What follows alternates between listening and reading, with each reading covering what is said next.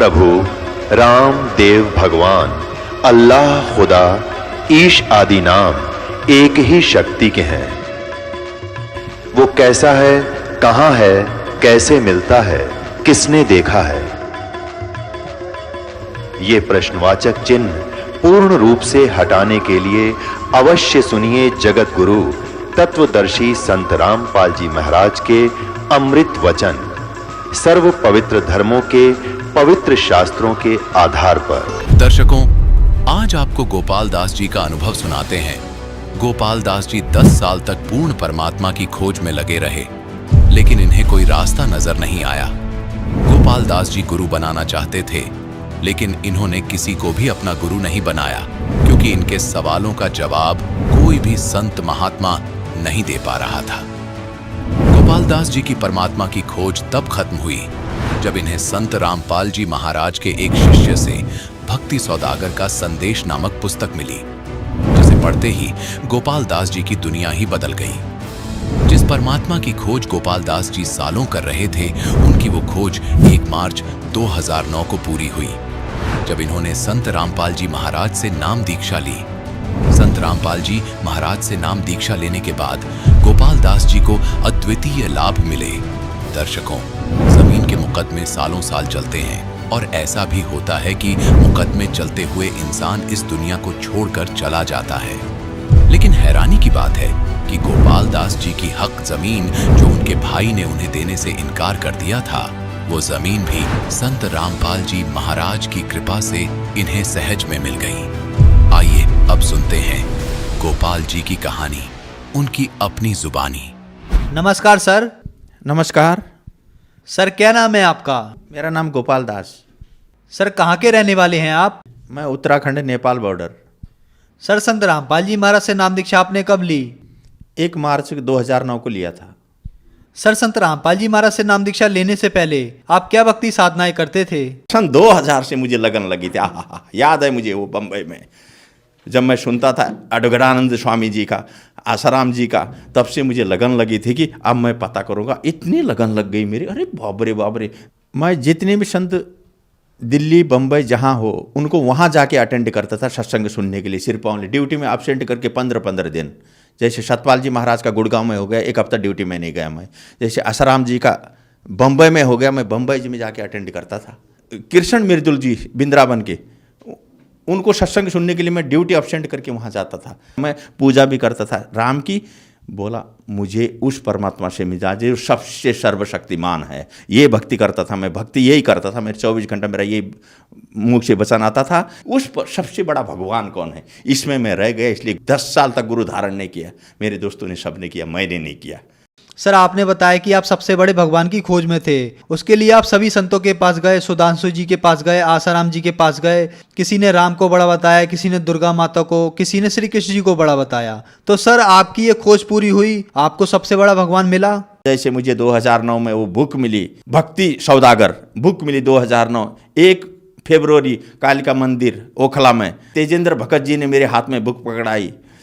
Central bank का manager है वो आदमी, दिल्ली में। बुक पकड़े, जैसे मैंने वो बुक देखा, अरे तेरी 8-10 पेज क्या पढ़ा था मैंने। रात को फ़ोन किया उसको, हे भगवान, भगवान तो ये है भाई, मिल गया मुझे। अब पता चला ये तो इतने बड़े भगवान। उसको मैंने फ़ोन किया रात को, मुझे ले चलना है वहाँ आश्रम ले, तो अब पहला गुरु धारण करूँगा। इसी चक्कर में मैं था। अब मुझे पता चला कि सबसे बड़ा सर्वशक्तिमान भगवान कौन है। उन्होंने बोला अच्छा अभी सो जाओ, मैं तुम्हें कार में मेरे ले जाऊंगा, नाम दिलाऊंगा।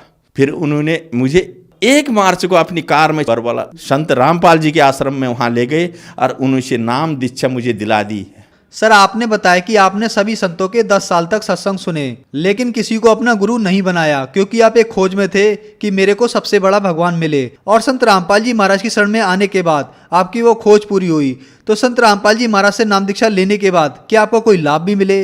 जैसे मैंने नाम लिया वहाँ से 1 मार्च को, उस दिन से मैं 4 महीने फर्स्ट नाम जो दिया गुरुजी ने, जो मेरे मैं याद है मुझे, जो मेरे फंसे हुए पैसे, पीएफ में 3-3 जगह पैसे लकट गए। अरे अचानक नहीं देने वाले, बैंकों में पैसे आने लगे मेरे। मैं तो हैरान रह गया, इतने चंगा हो गया, इतना खुश हो गया मैं। अरे इतनी आनंद क्यों है मेरे को अंदर से।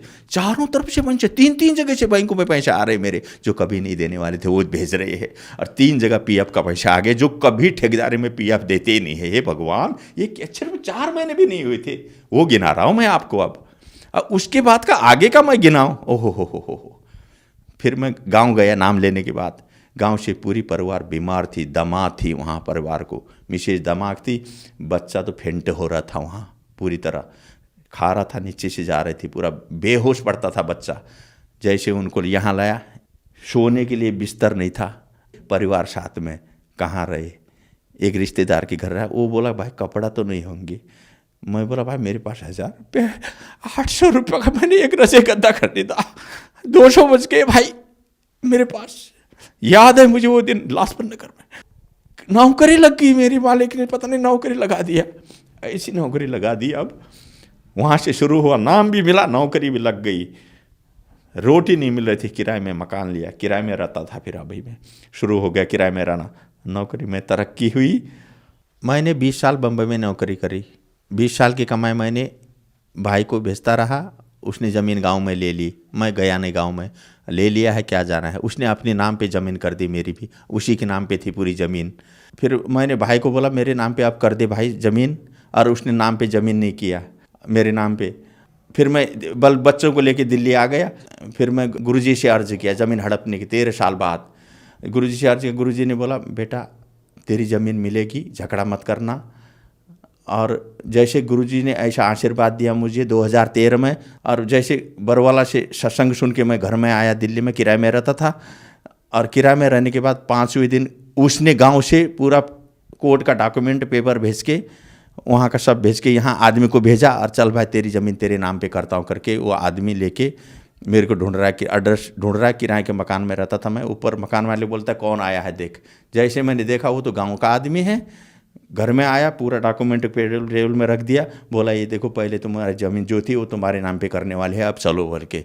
जैसे वहाँ से भी फ़ोन आ गया उसका भाई का, बोला आजा तुम्हारी ज़मीन तुम्हारे नाम पे करता हूँ। ये हम अनहोनी हो गए, घर में बाल बच्चे, बीवी बड़ा खुश हो गई। ये जैसे मैं गया गाँव में, उसको बोला चल फिर नाम पे कर दे। जैसे गए कोर्ट में, आहा वो देखते ही बनता है, पसीना हो गया वो पूरा। 80 लाख की मेरी ज़मीन, आज की नहीं 2013 की बात बता रहा हूँ, 80 लाख की उस टाइम पे वो ज़मीन। अरे 1 लाख तो मांग लेता, 2 लाख 5 लाख तो मांग लेता। पसीना हो गया कोर्ट में जब नाम में डाल रहा था, हालत खराब हो गई उसकी, लेकिन बोल नहीं पा रहा है। मेरे मालिक की कृपा है भगवान, याद है मुझे वो बात। तब से मैं अब इतना विश्वास करता हूँ कि बस तब से मैं लगा हूँ पूरी तरह, मालिक के शरणों में लगा हुआ हूँ। रामपाल जी की कृपा से ये सब बोलने के बाद 5वें दिन ये काम हुआ जो 13 वर्ष से नहीं हो रहा था ये काम। ये है गुरु जी की कृपा, ये है परमात्मा की कृपा, पूर्ण परमात्मा की, जिस परमात्मा की मैं खोज में था। और उसके बाद जो गांव से बच्चा लाया था मैं, आधा मुर्दा बेहोश पड़ने वाला, मैं ड्यूटी जाता था, गली में से आदमी आते थे, कंपनी में फ़ोन करते थे भाई बेहोश हो गया चल ले जा, फेंट हो गया। 2-4 आदमी लग के हॉस्पिटल ले जाते थे। हमेशा की बात, कंपनी वालों ने भी देखा ये बात, फेंट हो जाता था पूरा तरह बेहोश, जो खाया यहाँ से निकलता था बिल्कुल गिरा बेहोश, हो आँख सफ़ेद, घर में रो पड़ते थे सब, बीबी बच्चे अगल बगल वाले, सफ़ेद आँख हो गई, अरे होश नहीं आ रही है, ये कंडीशन था। 1 साल कलावती हॉस्पिटल में रहा वही बच्चा। फिर मैं गुरुजी के पास ले गया और नाम दीक्षा दिलाया उस बच्चे को भी। रामपाल जी गुरुजी मेरे भगवान ने आशीर्वाद दिया, याद है मुझे, ऐसे ले गया आशीर्वाद दिया वो बच्चे को। उस दिन से वहीं पर बीमार कहाँ रह गई पता नहीं, तब से आज देखो 1st डिवीज़न में पढ़ रहा है, हेल्थी है, बीमार नाम की चीज़ नहीं है। कहाँ उड़ गया वो बीमार, मैं बताओ। 1 साल से कलावती हॉस्पिटल में फेंट होने वाला बच्चा, ये है कमाल का प्रमाण, ये है पूर्ण परमात्मा की ताकत, याद है। दूसरा लाभ बताता हूँ मैं आपको। नोटबंदी हो गई, 11 तारीख को मुझे कंपनी से पैसा लेके आया मैं, 40 नोट थे मेरे पास, 1000 के, 40,000 रुपये बैंक में रखने के लिए। रास्ते में गिर गई और 1.5 घंटा वहाँ लाइन पे लगा के, जैसे नंबर आया पैसा देखता हूँ पैसा नहीं है। हे मालिक ये क्या हो गया, वहीं पर अर्जी किया भगवान को।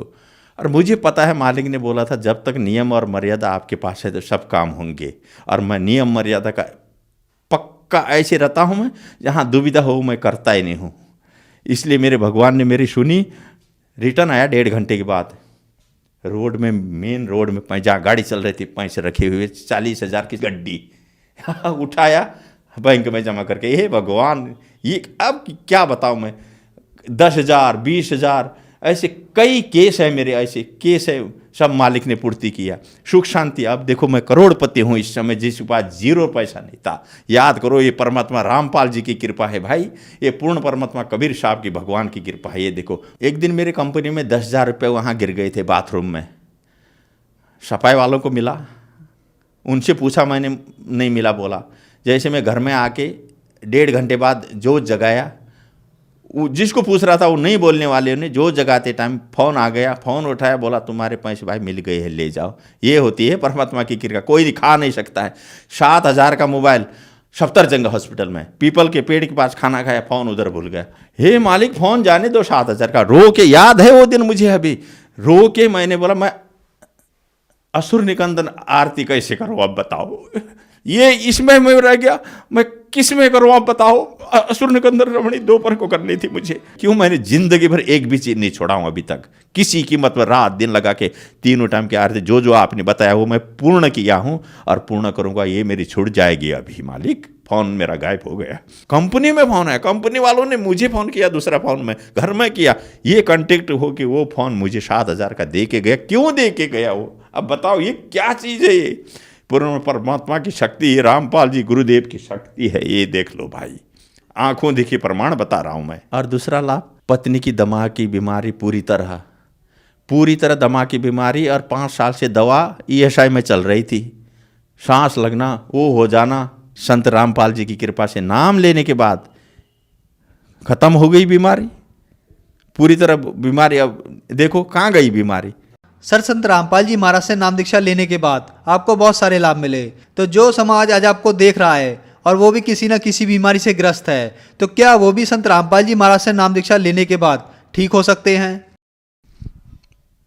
मैं पूरी पृथ्वी के भक्तों को या पूरी दुनिया को ये अनुभव बता देता हूँ मैं आपको। अगर संत पूरी पृथ्वी में जितने भी संत हैं, पूरी पृथ्वी के जितने भी गुरु हैं, जितने भी भगवान हैं, अगर सिर्फ संत रामपाल जी से अगर नाम लो, एक बार प्रैक्टिकल देख लो, नाम लेने के बाद अगर नियम मर्यादा जिसमें बताए गुरु जी वो अगर कर दो, तुम सबके कदम छोएंगे। ये दुख है ना, ये दुख कदमों में रहते हैं, फिर तो दुख होता ही नहीं है ना। में पूर्ण पूर्ण पूर्ण पूर्ण हो जाता है, पूरी तरह पूर्ण होता है नियम मर्यादा में रहने के बाद। ये हमने देखा है, ये सभी के लिए हो रहे हैं हमारे आश्रम में। गुरुजी संत रामपाल जी से नाम दीक्षा लेने के बाद। सर, आपने बताया कि आपने सभी संतों के सत्संग 10 साल तक सुने, आपको एक सबसे बड़े भगवान की खोज थी, फिर आप संत रामपाल जी महाराज की शरण में आए, वहां आपकी खोज पूरी हुई। तो हमें आप ये बताइए, उन संतों के ज्ञान में और संत रामपाल जी महाराज के ज्ञान में आपको क्या अंतर दिखा? इसमें मुझे ये लगा, अब उनका ज्ञान तो 2% में नहीं है और गुरु जी का ज्ञान 100% है। संपूर्ण शास्त्रों के आधार पर है गुरु जी के ज्ञान। और वो खुद मिला के देख ले, ब्रह्मा विष्णु महेश से ऊपर से भगवानों को न जानते हैं। वो 8 क्लास की विद्या भी नहीं है, नंबर 1। वो खुद जन्म मृत्यु के चक्कर में है वो भगवान। अब पूर्ण परमात्मा की बात तो बातें अलग हो गई, ऊपर के भगवान की बातें अलग है। क्षर अक्षर परम अक्षर, ईश्वर परम ईश्वर को तो कोई जानता ही नहीं पृथ्वी में। संत जो गीता में पढ़े हुए है, गीता में पूरा लिखा हुआ है, 4 वेदों में है, गीता में है। बताओ, इन ग्रंथों में लिखी हुई चीज को भी नहीं समझ पा रहे। इन संतों से क्या, इनको तो अपने ग्रंथों का याद नहीं है, इनको ग्रंथों का जानकारी नहीं है। नंबर 1, गीता के बारे में किसी संत को पता नहीं है। बताओ, बड़े बड़े संतों को देख लो आप, कोई बता नहीं सकता गीता के बारे में। संत रामपाल जी ही बता सकते हैं इन शास्त्रों के बारे में। सर, संत रामपाल जी महाराज से नाम दीक्षा कैसे ली जा सकती है? पूरे हिंदुस्तान में, हर स्टेट में, हर डिस्ट्रिक्ट में पूरे नामदान केंद्र खुले हुए हैं भक्तों के। पूरे भारत की बात कर रहा हूँ मैं, नामदान केंद्र खुले हुए हैं। जो आदमी जिस स्टेट का, जिस जगह का रहता है, वहाँ पूरा नामदान केंद्र में कांटेक्ट करो, संत रामपाल जी से नाम दीक्षा लो और अपना कल्याण कराओ। धन्यवाद सर। नमस्कार, सत साई। अब जगत गुरु तत्वदर्शी संत रामपाल जी महाराज जी के सत्संग के माध्यम से उस अद्वितीय आध्यात्मिक ज्ञान के बारे में जानते हैं जिसके माध्यम से आप भी प्राप्त कर सकते हैं ऐसे आध्यात्मिक, मानसिक और भौतिक सुख जो अभी तक आपने सिर्फ मीराबाई, ध्रुव, प्रहलाद जैसे कुछ ही भक्तों की जीवन कथा में सुने होंगे। अब सुनिए तत्वदर्शी संत के संग, शास्त्र अनुकूल भक्ति सत्संग, ऐसा अद्वितीय आध्यात्मिक ज्ञान जिसका है सर्वधर्मों के पवित्र शास्त्रों में प्रमाण। हमें सुधारने के लिए ये ज्ञान देने परमात्मा आते हैं कि आप यहाँ के रहने वाले नहीं हो। मेरे हंसाबाई हंस रूप था जब तू आया, अपना स्वरूप भूल मैं भूला, तू ताते जीव कहाया। मेरे हंसाबाई हंस रूप था जब तू आया, कि हे मेरे हंस, तू पहले बहुत नेक था, किसी की आत्मा नहीं दुखाता था, क्योंकि सतयुग के अंदर आपका प्रारंभ हुआ था। आज भी सतयुग के अंदर ऐसी ही आत्माओं का जन्म होता है जो नेक होती है, किसी को दुखी नहीं कर सकते, भूखे रह जाएंगे, किसी को सता नहीं सकते। तो आप ऐसी वृत्ति के थे, लेकिन जैसे इस लोक में आप रह रहे हो, इसमें जीव कितना ही नेक हो, नेक रह ही नहीं सकता। कैसे नहीं रह सकता कि अकाल गिर गया, एक बार अकाल गिर गया, भूखे मरे, टक्कर मारे, उसका छीन रहा है, उसको छीन रहा है, उसके खोज खोज के खा रहे, वो नेक भी बुरे हो गए। ये लोक ऐसा है, अच्छा रहते हुए भी अच्छा नहीं रह सकता। और परमात्मा कहते हैं हमारे ज्ञान से, इस भक्ति से आप हमारे से जुड़ो, आपको जब तक यहाँ रहोगे कोई आपत्ति नहीं आने दूंगा, ना कोई अकाल गिरने दूंगा, ना कोई ऐसी फल डालने दूंगा, ना कोई हानि होने दूंगा, पर भक्ति करते रहना और फिर वहां चले जाओगे, कभी आपत्ति आपको आएगी ही नहीं। तो वहां जाने के लिए वो परमात्मा स्वयं बताने आते हैं, वो ज्ञान भी वही कराते हैं। आज तक हमने स्वर्ग और ये ब्रह्मा विष्णु महेश, इन तोपर को भगवान ने सुना था, और कोई ज्यादा होशियारी दिखाया करते थे, ब्रह्म की पूजा करते, ब्रह्म भगवान है पूरा, और उसका नाम ओम है। ओम नाम सबसे बड़ा, इससे बड़ा ना कोई, ओम नाम का जाप करे तो शुद्ध आत्मा हो। इनकी बुद्धि यहाँ टिक गई थी, ये काल में कूदे थे सारे, ये भी काल था। ब्रह्म है इसका नाम, ज्योत स्वरूप है, सरपुरुष है। ये फाइनल पढ़ाई थी यहाँ के ऋषि महर्षियों की, ओम तो बड़ा और कोई नहीं। ओम तो सबसे छोटा भक्ति सत्र के अंदर है। ओम की साधना करने वाला जीव कभी मोक्ष प्राप्त नहीं हो सकता, कभी उसको शांति नहीं हो सकती, क्योंकि तो काल का जाप है, ये ब्रह्म का जाप है, सरपुरुष का जाप है। इसके ऊपर दो पुरुष और हैं, अक्षर पुरुष, एक परम अक्षर पुरुष। गीता अध्याय नंबर 15 के श्लोक नंबर 1 से 4 में और 16-17 में 3 पुरुषों का भिन्न भिन्न बिल्कुल विस्तार के साथ न्यारा न्यारा वर्णन है, लेकिन है ये कोड वर्ड में। अब कोड वर्ड यानी सांकेतिक शब्द गुरु पढ़ाया करते हैं, टीचरों को पता होता है, टीचर हमने मिले नहीं। ये श्री कृष्ण को सुप्रीम पावर बताते रहे, जो कि एक डार था, पौधे की डार को ये जड़ बता रहे थे, मूल बता रहे थे। तो गीता अध्याय नंबर 15 के 1 से 4 में तो स्पष्ट कर दिया है कि ऊपर को जड़ वो पूर्ण परमात्मा है, परम अक्षर ब्रह्म है, आदि पुरुष परमेश्वर है, और सरपुरुष वह की डार, और तीनों देवा शाखा है, ये पात रूप संसार। तीनों गुण, रजगुण ब्रह्मा, सदगुण विष्णु, तम गुण शिवजी रूप, ये तीनों ये शाखाएं हैं, और वो परमात्मा इनसे भिन्न है जो सारे संसार का पालन पोषण करता है। और गीता अध्याय नंबर 15 के श्लोक 16-17 में ये 3 पुरुष हैं, सरपुरुष, अक्षर पुरुष, और इन दोनों से न्यारा जो है वो परम अक्षर पुरुष। सरपुरुष और अक्षर पुरुष ये दोनों नासवान हैं, इनके अंतर्गत, इनके राज्यों में, इनके ब्रह्मांडों में जितने प्राणी हैं वो भी नासवान हैं। इसलिए गीता अध्याय नंबर 15 के श्लोक नंबर 17 में कहा कि उत्तम पुरुष है तू अन्य परमात्मा इति उदारत है, यह लोक धर्म आविश्य विवर्ती अवैश्वर है। उत्तम पुरुष यानी पुरुषोत्तम श्रेष्ठ भगवान तो कोई और है इन दोनों से, सरपुरुष से और अक्षर पुरुष से, जो तीनों लोकों में प्रवेश करके सबका धारण पोषण करता है, और वो है अविनाशी परमात्मा। अब जैसे पौधे को, पेड़ को जड़ से आहार मिलता है, जिससे टहनियों तक को, पत्तों तक और शाखाओं तक वही पालन करता है, जड़ ही उसकी पालन करता है। इसी प्रकार वो जड़ रूपी परमात्मा परम अक्षर ब्रह्म है, जो पूरे विश्व में ब्रह्मा विष्णु महेश तक का भी, सरपुरुष का भी, अक्षर पुरुष का भी वही पालनहार है। अब जैसे गीता अध्याय नंबर 7 के मंत्र नंबर 29 में गीता ज्ञानदाता बता रहा है कि जो मैं बता रहा हूं अर्जुन, कि तत्वदर्शी संत की जो खोज कर लेता है और तत्व ज्ञान जिसको प्राप्त हो जाता है, उसको फिर संसार की किसी वस्तु की इच्छा नहीं रहती। जो वो केवल यहां से जरा और मरण से छूटने के लिए ही प्रयत्न साधना करता है, किसी वस्तु की इच्छा नहीं रखता। तो वो प्राणी, वो व्यक्ति जो केवल जरा यानी वृद्धावस्था कष्ट, बुढ़ापे का दुख, इससे डर के और मृत्यु मरण, जरा और मरण, जरा माने वृद्धावस्था और मरण माने मृत्यु, जरा और मरण के कष्ट से छूटने के लिए यानी जो प्रयत्न करते हैं, वो तत्ब्रह्म विदु, वो उस तत्ब्रह्म से परिचित हैं, तत्ब्रह्म से। और कृष्णम अध्यात्म यानी पूरे अध्यात्म ज्ञान से, और कर्म से अखिलम, और सब कर्मों से परिचित है कि ऐसा कर्म करूंगा तो ऐसे भोगना पड़ेगा, किसी की आत्मा दुखाऊंगा भगवान दुखी हो, हमें दंड देगा, चोरी करूंगा मुझे ऐसा दुख होगा, ये करूंगा मुझे ऐसा पाप लगेगा, उसने ऐसा किया था उसको ऐसा फल मिला। तो इन सभी कर्मों से परिचित जो व्यक्ति हो गए हैं, और जिसको संपूर्ण अध्यात्म ज्ञान तो तत्वदर्शी संत बताएगा, ना वेदों में, ना गीता में, ना इनमें किसी में भी नहीं।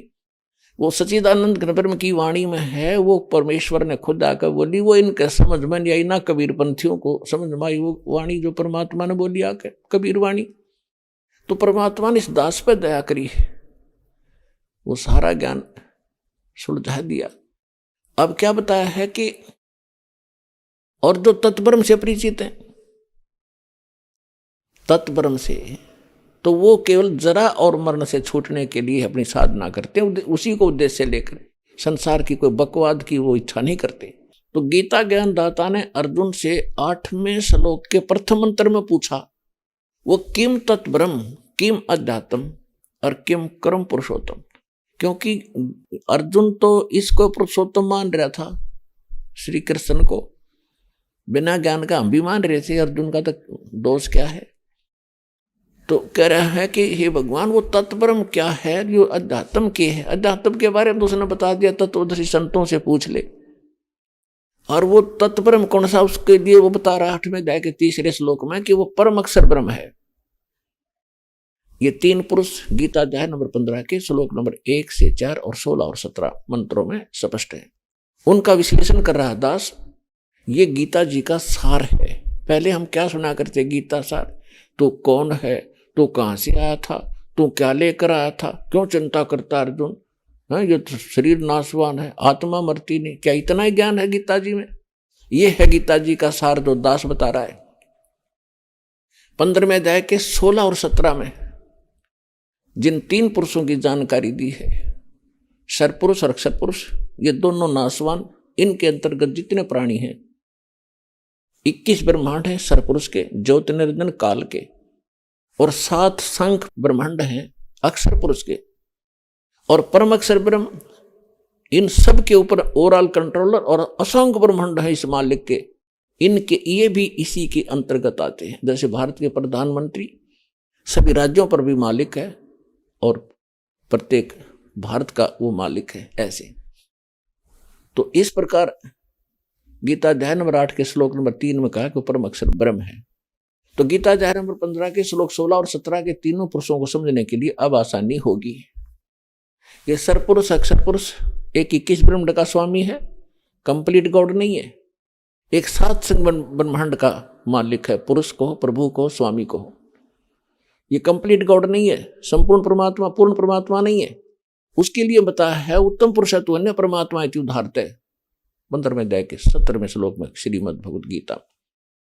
और ये लोग तरम अविषयवर्ती अवैश्वर, वो अविनाशी परमात्मा वास्तव में वो परम अक्षर ब्रह्म है, सरपुरुष और अक्षर पुरुष से अन्य है। सरपुरुष है ये गीता ज्ञानदाता। अब यह आपको विचलित कर सकते हैं ये भोले वाले अज्ञानी ये नकली गुरु ये कह सकते हैं कि गीता अध्याय नंबर 15 के श्लोक नंबर 18 में गीता ज्ञानदाता कहता है कि मैं पुरुषोत्तम हूं, मैं पुरुषोत्तम प्रसिद्ध हूं। उसका भावार्थ ये है, गीता ज्ञानदाता कहता है कि मेरे अंतर्गत जितने प्राणी हैं इन 21 ब्रह्मांड में, इनसे मैं उत्तम हूं, इनसे तगड़ा हूं, इनसे 21 हूं, श्रेष्ठ हूं। इसलिए मैं पुरुषोत्तम नाम से प्रसिद्ध हो गया। लोक और वेद से, लोक वेद से, लोक वेद क्या होता है? दंत कथा, सुना सुना ज्ञान जो सच्चा ना हो, सत्य ना हो। जैसे हम सुना करते थे लोक वेद के आधार से कि ब्रह्मा विष्णु महेश अविनाशी हैं, इनके कोई माता पिता नहीं है, ये सारी सृष्टि के कर्ता हैं, इनका जन्म मृत्यु नहीं होता। ये था लोक वेद। और सच्चाई बाप के सामने आई, ये नासवान है, इनकी जन्म मृत्यु होती है, ये सर्वेश्वर नहीं है, ये सारी सृष्टि रचन करने वाले नहीं है, ये केवल ये कितने भगवान हैं एक ब्रह्मांड में। एक विभागीय मंत्री होता है, जैसे एक प्रांत के अंदर मंत्री होते हैं, उनका पूरे होता तो पूरे प्रांत में अधिपत्य होता, लेकिन एक विभाग के मालिक होते हैं। वो रजोगुण विभाग के ब्रह्मा जी स्वामी हैं, मालिक हैं, राम हैं, प्रभु हैं, पुरुष हैं, भगवान है, एक विभाग के भगवान है। और सतोगुण विभाग के विष्णु जी और तमोग विभाग के शंकर जी। ये केवल एक ब्रह्मांड में, अगर दूसरे ब्रह्मांडों में अलग ब्रह्मा विष्णु महेश है। तो पुण्यात्माओं, इस अध्यात्म ज्ञान का हमने कैख भी पता नहीं था, हमारे गुरुओं ने भी नहीं पता था, यानी हिंदू धर्म के धर्म गुरुओं ने।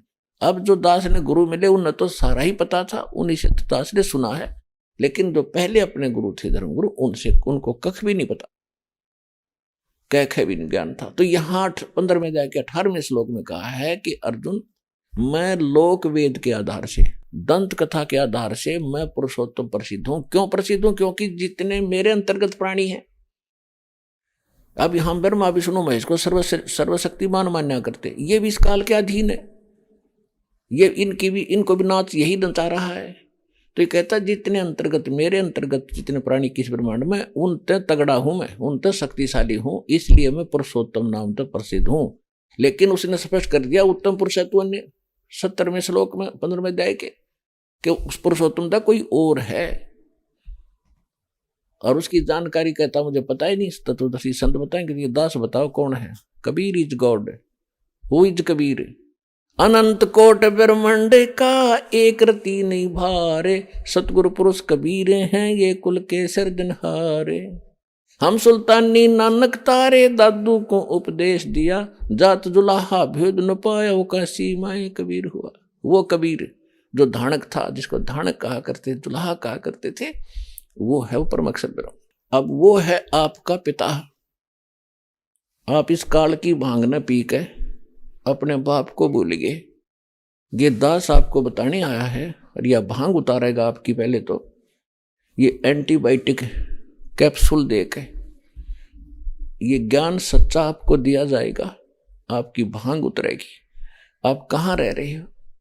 काया तेरी है नहीं, ये माया कहाँ से हो, चरण कमल में ध्यान रखो, इन दोनों को खो। ये जब काया तेरी नया कोठी कैसे होगी, वो बैंक बैलेंस आपका कैसे हो जाएगा? तो ये आपके हृदय में उतरेगी यह बात, और लास्ट में यह फाइनल हो जाएगी जब इसको कई बार सुनोगे, क्योंकि अंदर मैल घना जमा हो गया। हम जिस संसार में रहते हो आप, वहाँ के लोग केवल उसी स्पीड में लग रहे हैं, उसी कर्म में लगे हुए हैं। तो आप यहाँ तो ज्ञान सुनकर जाते हो, आपको सही लगता है क्योंकि है ही सही।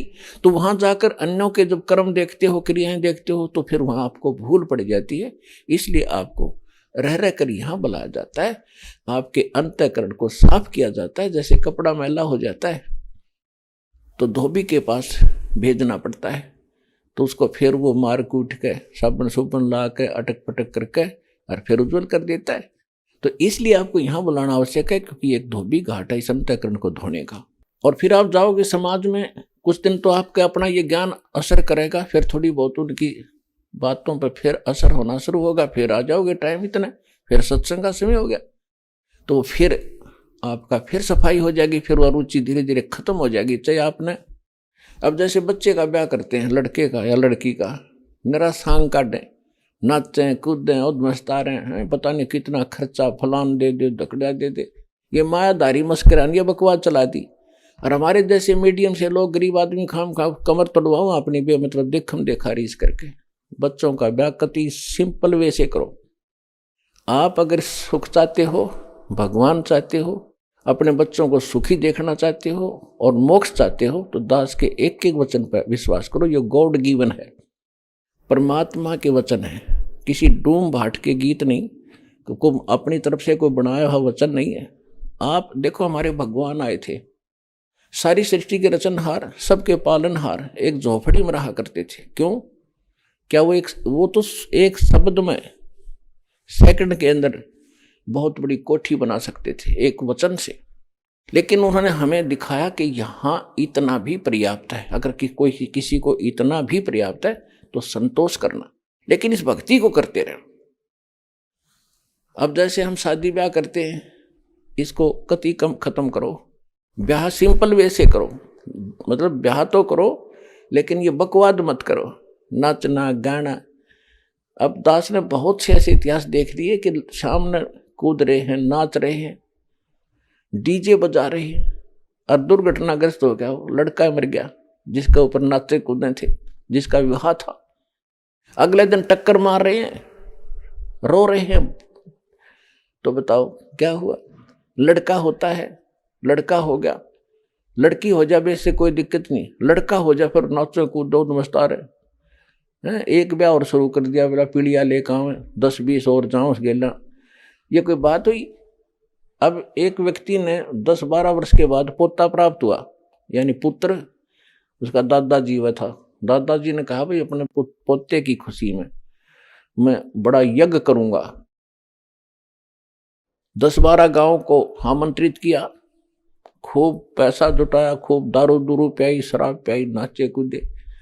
अगले वर्ष जन्मदिन आने से पहले पोता मर गया। अब टक्कर मारे सारा कुंबा, अब मना ले जन्मदिन, अब नाच कूद ले, बना खुशी। तो इस गंदे लोक में आप भांग पी कर नाच रहे हो, अज्ञानता के अंदर ये बकवाद कर रहे हो। यहाँ तो एक एक सांस गिन के काटना पड़ेगा आपने, जब आपको ये ज्ञान हो जाएगा। ये बकवाद नहीं भावोगे। नानक साहिब जी के पास जैसे आम भक्त पहली बार जाते थे, वो पूछा करते थे कि महाराज जी आप कभी खुशी दिखाई नहीं देते, क्या आप सदा ऐसे ही रहते हो, आप कभी खुशी दिखाई नहीं देते? तो नानक साहिब जी कहते थे, भाई हमें पता लग गया हम कहाँ बैठे। हम प्रतिदिन अपनी मौत की तरफ जा रहे हैं। उस अजगर मुंह बाएं खड़ा है, वो मौत रूपी अजगर, और हम नाचते गाते उसकी तरफ जा रहे हैं। भांग के नशे में जा सकता आदमी, और जिसका नशा उतर जाकर सामने दिखा कोई सर्प, अजगर तो बहुत बड़ा उसे सांप ने देख कर वापस भाग ले, बचाव का यानी बचाव का कोई प्रयत्न करे। और आप खुश हो रहे हो और मौत की तरफ जा रहे हो, रोज एक दिन कम हो रहा है, मौत के निकट जा रहे हो, फिर भी नाच कूद रहे हो। तो तुम्हारी अकल गाम चली गई, तुम्हारे पास नहीं रही। नानक साहब ने कहा कि ना जाने काल की कर डारे, और किस विध ढल जा पास आवे, और जिनाते सरते मौत खुड़क दी, उन्होंने केड़ा हासावे। ना जाने कब के बिजली गिर जा, नाचे कूदे।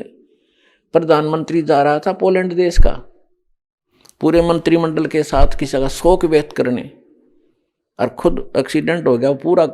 पूरा का पूरा मंत्रिमंडल 95 आदमी मर गए। बता आगे क्या बनेगा? आगे हमें पता, परमात्मा के ज्ञान से गधा बनेगा और कुमार कब फंसेगा, कट पर लठ बाजेगा उसके। भूल गया भगवान, हो गया प्रधानमंत्री, जो काम करना था इस जीवन से उसको भूल गया।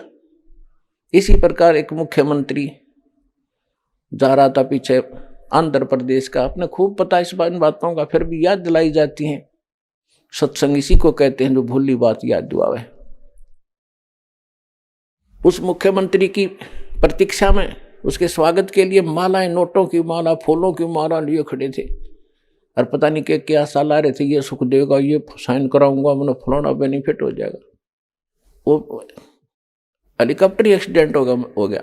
3 दिन में तो उसकी लाश पाई थी और गादड़ घसीट रहे थे उसको, गिद्दड़। तो परमात्मा ऐसे ही एक अरुणाचल का मंत्री था, मुख्यमंत्री, ऐसे 7 दिन में उसकी लाश पाई थी। अभी पीछे की बात है, हेलीकॉप्टर दुर्घटनाग्रस्त हो गया और कितने अंधे हो गए हम। एक गवर्नर था पंजाब और हिमाचल प्रदेश के, उसके पास 2 चार्ज थे, 2 स्टेट के। और समाचार पत्रों में आपका तो याद नहीं, दास ने खूब याद है ये बातें। समाचार पत्रों में पता चला एक बार वो रिटायर होने से पूर्व कुछ दिन पहले उसने सोचा हिली स्टेशन पे, यानी पहाड़ी क्षेत्र में बढ़िया कोठी बनाऊंगा, वहीं ठाठ से रहा करूंगा। उसने 3 करोड़ रुपए अपने हेलीकॉप्टर में लेकर एक प्लाट का सौदा करने जावा था, अपने परिवार को साथ बैठा के। और 3 करोड़ रुपये पहले ये 100 के नोट होया करते, इनमें वजन घना हो जाया करता। और उस रास्ते में वो एक्सीडेंट हो गया, उसका हेलीकॉप्टर। आप भी मर गया, उसका परिवार भी मर गया। और वो नोटा नोट बकरी खाओ, भेड़ बकरी खाने लग रही है, नोट पड़े पड़े उड़ते अंडे।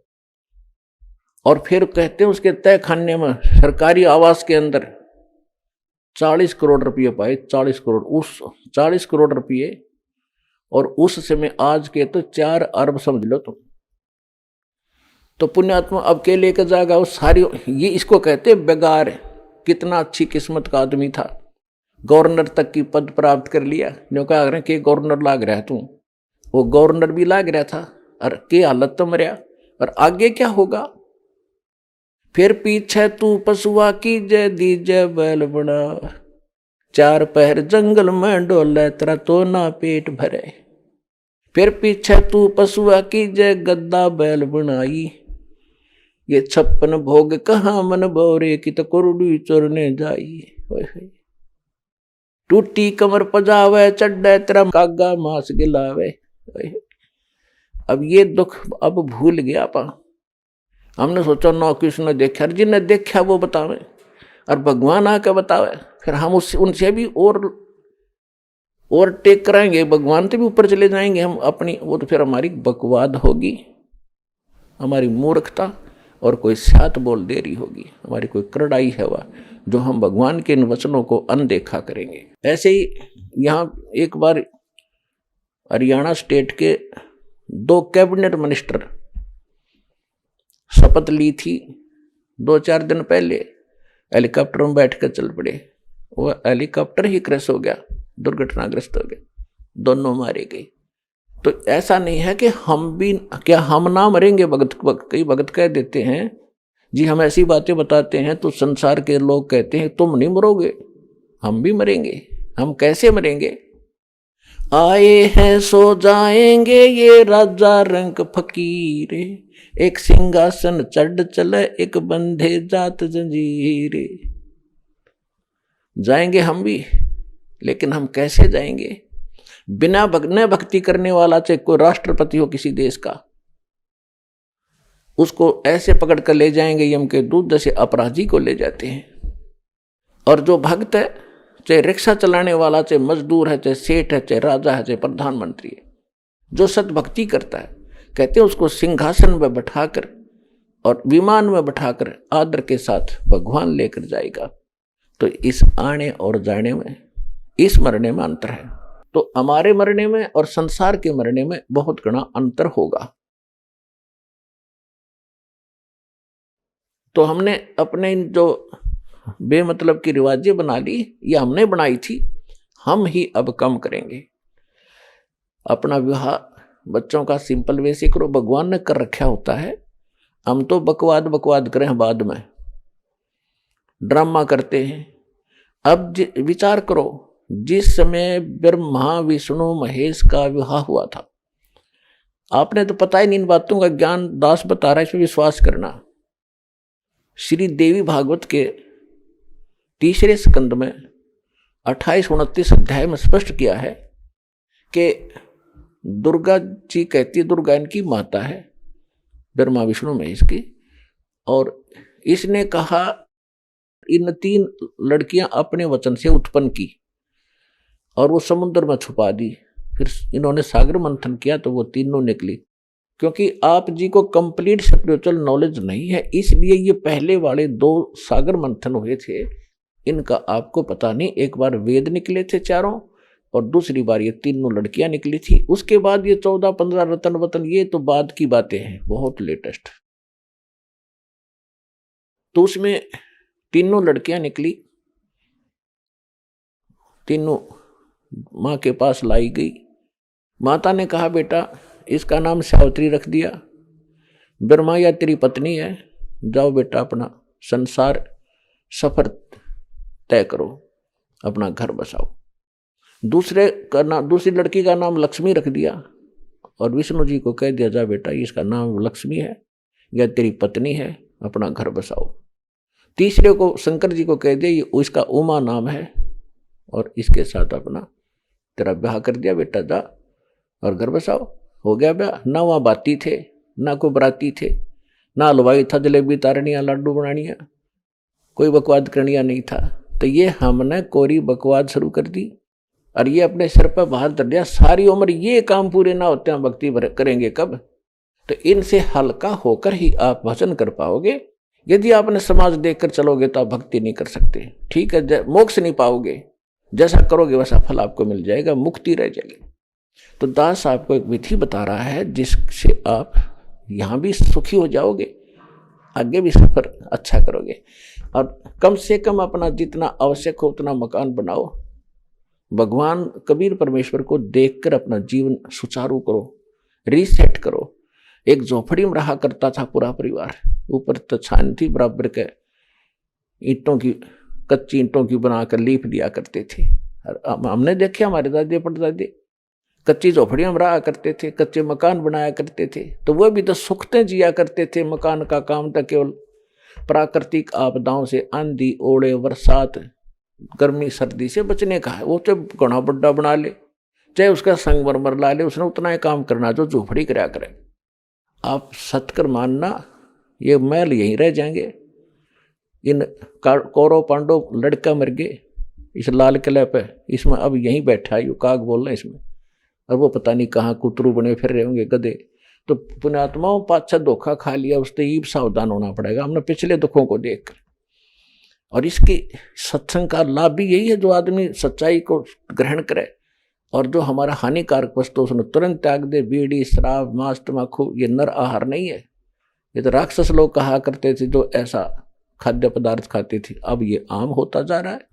तो ज्ञान के बिना, तत्व ज्ञान के अभाव से हम गलतियां पर गलती कर रहे हैं। तो जो प्रसंग चल रहा है कि उस परमेश्वर वो परम अक्षर ब्रह्म है जो सबका जनक है, सबका पालक है। और जैसे नानक साहब जी से फिर पूछा गया था कि हे महात्मा जी, क्या आप सदा ऐसे ही दुखी रहते हो? तो उन्होंने कहा था कि नहीं, वो खुश भी होता हूं। कब होता हूं? जब मेरे अनुयायी, मेरे शिष्य सत्संग में आ जाते हैं और सारे के सारे आ जाते हैं। एक आधा चलो नहीं आता, उसे पूछ लेते हैं भी क्या बात, वो नहीं आया, क्या कारण है? वो ठीक ठाक है, आकांक्षा जी वैसे ठीक है, वो किसी कारणवश नहीं आया।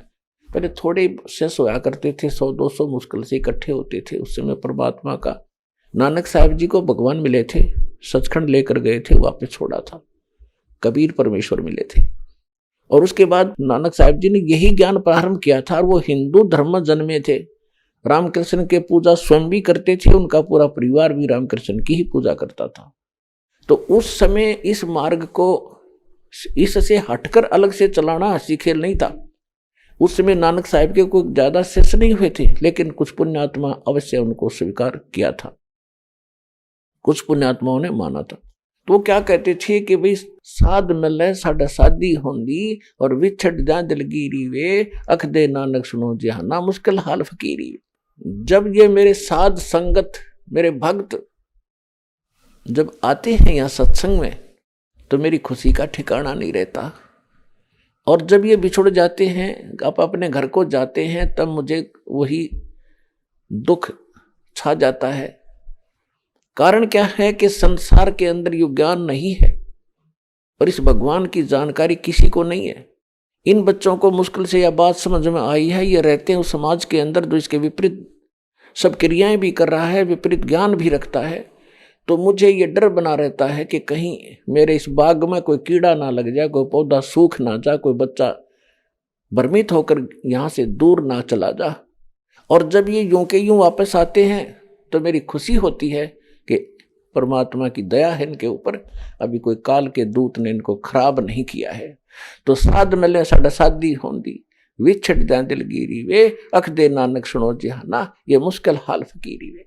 ये भक्ति करना इतना कठिन कर दिया इन लोगों ने, गलत ज्ञान प्रचार कर दिया, और हम सच्चाई बता रहे हैं। तो इसके ऊपर भक्तों को लगाना, इस फकीरी माने भक्ति, इस भक्ति पर लगाना बड़ा कठिन हो गया हमारे लिए। तो यहाँ पुण्यात्माओं हमें खुशी हो रही है, ये बच्चे भगवान को पहचान रहे हैं और उमड़ उमड़ कर प्रत्येक सत्संग में उभर कर आ रहे हैं। तो दास की खुशी का कोई ठिकाना नहीं होता रहता कि परमात्मा दास का मिशन सफल हो रहा है, आपके बच्चे आपको पहचान रहे हैं। और पुण्यात्माओं परमात्मा के विचार दास आपको बताता है, इन विचारों को जन जन तक पहुंचाओ, इस मिशन को सफल करो, दास आपको एक सुखद जमाना देगा। आने वाला समय पूरा विश्व सुख से जिया करेगा।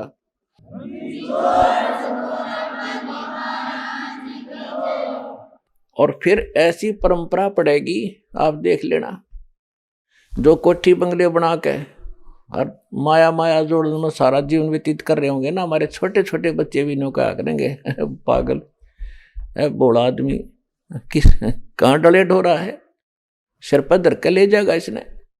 अपने आत्माओं जैसे पहले कहा करते थे बुढ़े बुजुर्ग कि इतना क्यों जोड़ कर धर रहा है इसने, कि छाती पर धर के ले जाएगा तो कुछ भी ना लाता, इसमें से खर्च नहीं करता। उसने छाती पर धर के ले जाना ही नहीं था, लेकिन अब आप ले जाओगे छाती पर धर के, सीने पर रख कर, क्योंकि जो दान आप कर रहे हो यह आपकी छाती पर धरेगा, आपके साथ जाएगा। और जो भक्ति कर रहे हो, जो सेवा कर रहे हो, जो परमार्थ कर रहे हो, ये आपकी छाती पर रखा गया। और यहाँ के जीने के लिए तो आपको परमात्मा इस भक्ति से वैसे ही दे देगा। ये तो कैसे देगा, जैसे क्या करना, जो वस्तु आप मांगने आते हो इसको तो भगवान आपको रूंगे में देगा। रूंगा क्या मांगने आते हो, हे भगवान जिसका संतान नहीं था बेटा दे दे, एक संतान दे दे। जो निर्धन है वो नौका भगवान गढ़ाए धन दे दे, मैं भी दुनिया की तरह जी कर देख लूं। रोगी है उन्हें सोचे भगवान मेरा कष्ट निवारण हो जाए। और भी अंधा है वो नेत्र ही मांगने आता है। परमात्मा कहते हैं कि ये तो जो वस्तु आप मांग रहे हो ये तो हमारा इशू ही नहीं है कि केवल यही दें आपको, ये तो हमारा बिजनेस भी नहीं है। ये तो वैसे हम वैसे देने पड़ते हैं आपको। जैसे आपने देखा होगा कई व्यापारी लोग वस्तु कुछ बेच रहे होते हैं, कुछ व्यक्ति अन्य आइटम मांगते हैं तो वो कह देता है कि ये हमारा बिजनेस नहीं है। वैसे कोई मांग लेता, ग्राहक इसलिए रखा है, ले ये भी ले जा, बाकी हमारा बिजनेस कुछ और है। इसी प्रकार ये हमारा जो यहाँ का जो उद्देश्य है, आपको जन्म और मृत्यु से, जरा मरण से छुटवा के और उस सतलोक में भेजना है, जहाँ जाकर आप कभी दुखी नहीं होगे, सदा का सुख होगा। अभी आपने सुने जगत गुरु तत्वदर्शी संत रामपाल जी महाराज के मंगलमय सत्संग प्रवचन। आइए अब सुनते हैं उन भक्तों के अनुभव जिन्होंने संत रामपाल जी महाराज के प्रमाणित ज्ञान से प्रभावित होकर नाम दीक्षा लेकर अनेकों लाभ प्राप्त किए। दर्शकों, प्रत्येक श्रद्धालु अपने गुरु को सच्चा गुरु मानता है, उनके द्वारा बताई गई सभी भक्ति साधना करता है। आज हम आपको एक ऐसे ही श्रद्धालु का अनुभव सुनाने जा रहे हैं। ये हैं मधुकर जी, जो पहले हंसा देश पंथ में सतपाल जी महाराज से जो साधना प्राप्त हुई उसकी दृढ़ता से 10 साल तक करते रहे, जिसके दौरान उन्हें कोई खास लाभ प्राप्त नहीं हुआ। उसी दौरान इन्हें संत रामपाल जी महाराज जी के बारे में जानकारी प्राप्त हुई तो पहले इनके पिताजी ने सतलोक आश्रम बरवाला में जाकर नाम दीक्षा प्राप्त की, जिसके बाद मधुकर जी ने भी नाम दीक्षा प्राप्त की। उसके बाद तो इनके जीवन में खुशहाली ही खुशहाली छा गई। इन्हें नशे की बुरी लत से भी निजात मिली और इनके जीवन में आने वाली आपत्ति में परमात्मा से जीवन दान मिला। इनकी पत्नी बहुत समय से शारीरिक कष्टों से परेशान थी। संत रामपाल जी महाराज जी की भक्ति प्राप्त होने के बाद उन्हें सभी शारीरिक कष्टों से भी राहत मिली। आइए अब सुनते हैं संत रामपाल जी महाराज से दीक्षा लेकर खुशहाल जीवन जीने की सच्ची कहानी, मधुकर जी की अपनी जुबानी। सर नमस्कार। नमस्कार सर। सर क्या नाम है आपका? मधुकर यादव सर। मधुकर जी आप कहाँ से आए हो? सर मैं लुधियाना पंजाब से आया हूँ। सर संत रामपाल जी महाराज जी से जुड़ने से पहले आप क्या भक्ति साधनाएं करते थे? सर मैं सतपाल जी महाराज से नाम दीक्षा लेके भक्ति करता था। कितने साल तक आपने भक्ति की? सर मैं उनके यहाँ 10 साल किया था। क्या आपको कोई विशेष लाभ भी मिला वहाँ से? नहीं सर, कोई विशेष लाभ नहीं मिला सर। तो फिर सर आपको संत रामपाल जी महाराज जी के बारे में कैसे पता चला? सर हमको संत रामपाल जी महाराज की शरण में आने के एक भक्त थे जो है शिव शंकर दास भगत जी, वो हमारे पिताजी को आगे बताए कि आप बरवाला में जाइए, संत रामपाल जी महाराज आए हुए पूर्ण परमात्मा, उनसे नाम दीक्षा लेके भक्ति करो और अपने बच्चों का भी कल्याण करवाओ। तो सर पापा जी हमारे और हमारा लड़का बड़ा वाला गया जो है संत रामपाल जी महाराज की शरण में बरवाला जाके नाम दीक्षा लिया और जो है भक्ति की।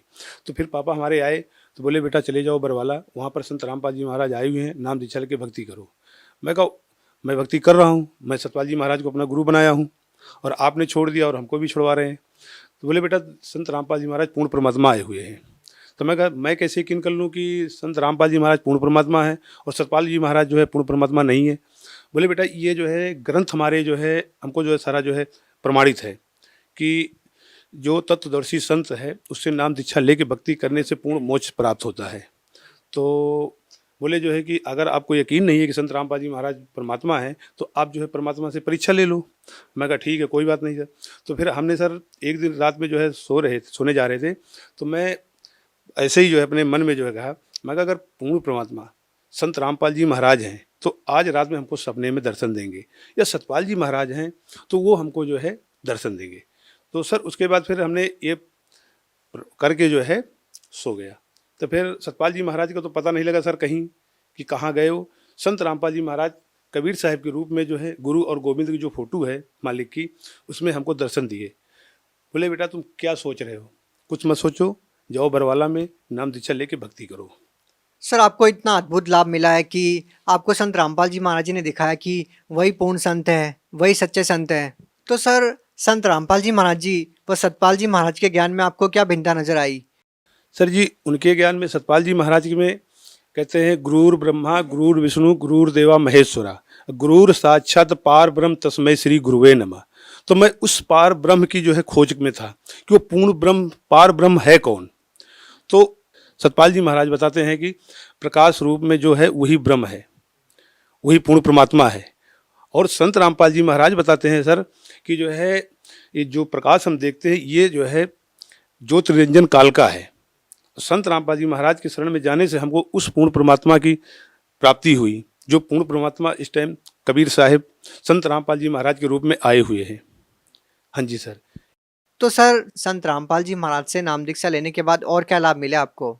सर हमको सबसे पहले लाभ तो हमको ये हुआ कि हमारे जीने का, यहाँ पर धरती पे पैदा होने का जो है हमको जो है पूर्ण प्राप्त हुआ कि संत रामपाल जी महाराज के समय में हमारा जन्म हुआ और हम संत रामपाल जी महाराज से नाम दीक्षा लेके हमको मोक्ष प्राप्त। और क्या लाभ मिला सर? सर हमको मेन लाभ ये हुआ कि हम एक दिन जो है हम दुकान, छोटी सी दुकान है साइकिल की अपनी लुधियाना में, तो हम आए जो है छुट्टी करके, हमारी भक्तमती जो है बैठी हुई थी पंखा चालू करके, 9:30 बजे पंखा राइट टाइम चल गया था। उसके बाद 1:45 बजे पंखा उन्होंने बंद कर दिया। उसके बाद हम आए 1:30 बजे, हमने बटन दाबा, पंखा चलाया, बैठ गया। फिर उसके बाद मैं कहा चलो परमात्मा का जो है थोड़ा सा सतनाम का जाप कर लेता हूँ। तो हमने बैठ के जो है संत रामपाल जी महाराज की फ़ोटो लगाई हुई है, वहाँ पर उनके ध्यान दे के जो है हम संत रामपाल जी महाराज की तरफ से सतनाम का सुमरण करने लगे और हम थोड़ा सा हट के बाहर चले गए, 4 पहिए पे ही हट गए। वहाँ पर देख रहा हूँ कि हमारा पंखा जो है नीचे टूट के जो है तार सहित लेके गिर गया। तो परमात्मा जो है हमको हमारी ऐसे रक्षा किए। नहीं रोज़ हम उसी के नीचे सोते थे, वहीं बैठते थे, बच्चे भी आते थे, भंडारा साथ में करते थे। मालिक ने एक तो लाभ वहाँ पर दिया कि हमको जो है बचा दिया, बच्चों को बचा दिया। एक दिन रात में जो है ऐसे ही पंखा गिरा, भक्तमती और हम दोनों आदमी सो रहे थे, बीच में पंखा गिरा, किसी को कोई चोट नहीं लगी। और इसके बाद जो है हमको लाभ हुआ कि संत रामपाल जी महाराज की दया से जो है हमारी पत्नी को कमर में दर्द था, तो वो जो है हम उनको लुधियाना में कई जगह डॉक्टरों को दिखाया, गाँव में दिखाया, तो उसके बाद जो है दवा कराते कराते मैं थक गया। तो फिर एक दिन मैं गया जो है दवा लेके आया 12 बजे के लमसम और नीचे जाके बैठ गया। तो बदमती हमारी पत्नी आई, बोली जो है भगत जी हमारे कमर में दर्द बहुत हो रहा है। मैं कहा देखो भाई मैं दवा करा करा के शकल से हार गया हूँ। फिर बोले मैं क्या करूँ? मैं कहा ऐसा करो आप, हम संत रामपाल जी महाराज के शरण में जाओ, आप जो है उनसे नाम दीक्षा लो, भक्ति करो, उसके बाद परमात्मा जो है ठीक करेंगे। वो परमात्मा संत रामपाल जी महाराज से नाम दीक्षा लेके भक्ति किया। उसके बाद जो है जो हम दवा लेके आए थे 500 रुपये की दवा, उसके बाद उसने जो है फेंक दिया जो है कबाड़ में। गई जहाँ हम दंडवत प्रणाम करते हैं मालिक को, संत रामपाल जी महाराज को, वहाँ पर जो है वो दंडवत प्रणाम किया। उसके बाद संत रामपाल जी महाराज को याद किया, रोई मालिक से, संत रामपाल जी महाराज से कि परमात्मा हमारा कोई नहीं है इस दुनिया में, आपके अलावा कोई नहीं है। एक पति है वो भी जो है जवाब दे दिया। अब हमारी कमर नहीं दर्द हो ठीक होगा तो हम क्या संत रामपाल जी महाराज परमात्मा हम ऐसे ही जो है रहेंगे, जो है बहुत बड़ी ज़िंदगी है, कैसे हमें व्यतीत करेंगे। तो इतना कहते कहते रोते रोते वहीं पर सो गई। फिर उसके बाद आधा पौना घंटा के बाद उसको होश आया, तो रात में उसी रात में परमात्मा संत रामपाल जी महाराज बोलते हैं बेटा चिंता ना करो। उसको प्रसाद दिए, बोले बेटा ये लो प्रसाद खाओ और परमात्मा की भक्ति करो, मालिक दया करेंगे। तो उस दिन से लेकर आज तक लगभग 5 साल हो गए, कमर में दर्द नहीं हुआ। ऐसे पेट में जो उसको जो दर्द था, जिसको धरन कहते हैं यहाँ पंजाब में, हमारे यहाँ पुतनाड़ कहते हैं, जो वो जो लगभग 1.5-2 साल से वो जो है परेशान थी। गले में उसके पानी तक नहीं जाता था, खाना तो खाने की बात छोड़ दीजिए। फिर उसके बाद परमात्मा संत रामपाल जी महाराज से हम जो है अरदास लगाए कि परमात्मा ऐसी ऐसी दिक्कत है। तो संत रामपाल जी महाराज बोले बेटा भक्ति करो, मर्यादा में रहो, मालिक दया करेंगे। तो सर ये फ़ायदा हुआ, तब से पुतनाड़ भी इसको ठीक हो गई। सर जैसा कि संत रामपाल जी महाराज जी के अनुयायी बताते हैं कि पहले वो काफ़ी नशा करते थे और संत रामपाल जी महाराज जी से नाम दीक्षा लेने के बाद उनका नशा छूट गया। क्या सर आपके साथ भी कोई ऐसा अनुभव है? हाँ जी सर मैं बीड़ी पान जर्दा बहुत खाता पीता था।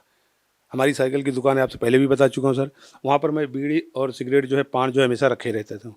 हम भी खाते थे, जो हमारे साथ में आते थे उनको भी खिलाते थे। तो उसके बाद जो है हम आपसे पहले बता दिया सर जो है कि मैं सतपाल जी महाराज से नाम लिया था, 10 साल हो गए थे, हमारी एक बीड़ी नहीं छूटी, बहुत कोशिश किया। तो फिर उसके बाद जो है पापा बोले हमारे जो है बेटा जाओ वहाँ पर तुम्हारा नशा भी छूट जाएगा। मैं कहा चलो ठीक है कोई बात नहीं, चलते देख लेते। वहाँ पर गए सर, तो बरवाला जो है आश्रम जब हम स्टेशन पहुँचे तो वहाँ पर सर पहले मैं सिगरेट खरीदा, वहाँ मैं सिगरेट खरीद के पिया बस पे चढ़ते हुए। तो वहाँ पर जो भगत जो नाम दीक्षा लिए थे पहले भगत, वो बोले भाई सिगरेट कौन पी रहा है? मैं कहा जी मैं पी रहा हूँ। बोले यहाँ सिगरेट नहीं पीना। मैं कहा क्यों? बोले यहाँ पर सिगरेट नहीं पीना जो है ये संत रामपाल जी महाराज का जो है बस है जो है। मैं कहा जी ठीक है, अगर संत रामपाल जी महाराज के अंदर शक्ति है तो फिर हमको जो हमारा सिगरेट छुड़वा देंगे, हम नहीं पियेंगे। बोले ये बात है? मैं कहा हाँ जी। बोले ठीक है कोई बात नहीं, चलो जो है। मैं गए आश्रम में, वहाँ पर गए जो है, तो के बाद फिर देखा जो है वहाँ का देखा जो है क्या है जो है, फिर वहाँ पर नाम दीक्षा लिया। तब से लेकर आज तक नाम लेके 2013 में नाम लिया सर, तब से आज तक हमने जो है बीड़ी सिगरेट पान की तो बात छोड़ो सर, मैं किसी को दुकान पर अपने बैठने तक नहीं देता हूँ, ना उसका मैं साइकिल रिपेयर करता हूँ। सर आप भगत समाज को क्या संदेश देना चाहते हैं? समाज में यही संदेश देना चाहता हूँ, जितने भी संस्था से सारे जुड़े हुए हैं, कि आप अपना मान अभिमान छोड़कर संत रामपाल जी महाराज से नाम दीक्षा लेके अपना भक्ति करो, अपने बच्चों का अपने परिवार का कल्याण करवाओ जो है। जी धन्यवाद। नमस्कार सर।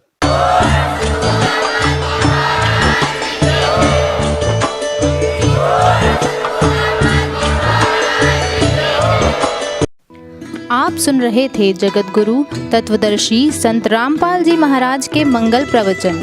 अधिक जानकारी के लिए संपर्क करें